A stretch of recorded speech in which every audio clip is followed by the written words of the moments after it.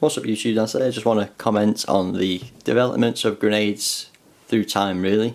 Starting from World War One and technically World War Two, as the Mills grenade was used during World War Two, and then up to Vietnam and more recent times. I'm going to start off with the First World War British Battye grenade, which is this one here. Now, this is a really old style design.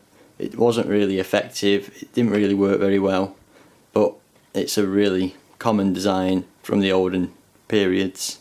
Obviously it's got shrapnel grooves, which would help the steel from fragment into pretty good squares, rather than it being flat-sided and just exploding into random shrapnel pieces.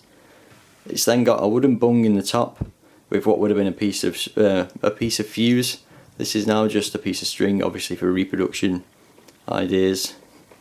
Why didn't it work? Well, simply, it didn't work because when it exploded, most of the time it would have just pushed the wooden bung out of the top, and then that would have been the end of that.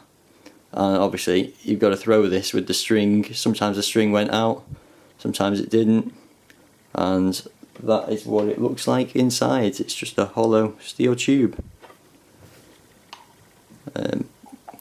And the wooden bung would just sit in there. Obviously when it exploded, the wooden bung would just fly out and use all of the charge would have just been gone, and it wouldn't even have touched the steel. Okay, next we have the World War I German egg grenade. This is the second model of the egg grenade with the shrapnel bands around the side. The previous version was just a flat egg grenade, and it wasn't really very effective, didn't cause a lot of shrapnel, and it was also quite hard to hold. You couldn't actually get a good grip on it because the sides were that flat, so they put a shrapnel ring in to both improve shrapnel and grip when you're throwing it. I mean, it's a really small grenade. It can easily fit in the palm of your hand. It's even smaller than the Battye grenade, which is pretty small really.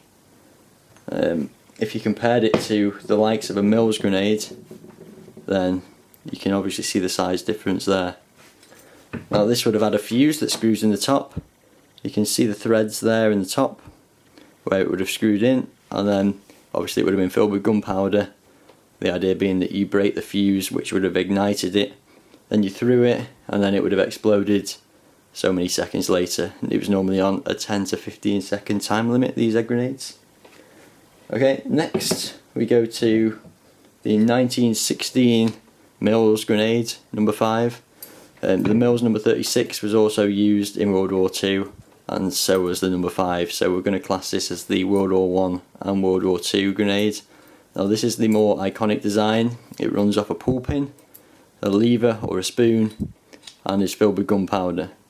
It also has a spring inside and a plunger, and it's one of the most iconic designs, and more notably what people would class as a grenade of today. It was quite accurate. It was about an 85% chance that it would go off. Obviously there was quite a few that didn't go off, as we are holding one here. And then we go into the Vietnam style pineapple grenade. These are the ones that everybody would comment on now. This is just a dummy grenade, and there's the fuse. It's just a spring in there that flips over, would hit a striker which would set the fuse off, and then you would have so many seconds before the grenade would explode, and that is how it would work. And the fuse on this one, unlike the pineapple grenade, fuse and section is all built in. This time the fuse can unscrew, and it's a completely separate part, and there is a bung in the bottom as well. And that is pretty much it for the development of grenades through time. So basically what we can say is we go from lighting a piece of string for a fuse to a fully functional separate component fuse, which is a lot more complex than just lighting a string and throwing it. And then obviously we've got the mid-process of the fuse being developed, which was in the Mills grenade. We also had it was a separate fuse in the egg grenade, although it was highly unreliable, unlike those of the pineapple grenades. And that is pretty much it for this video. Thanks for watching.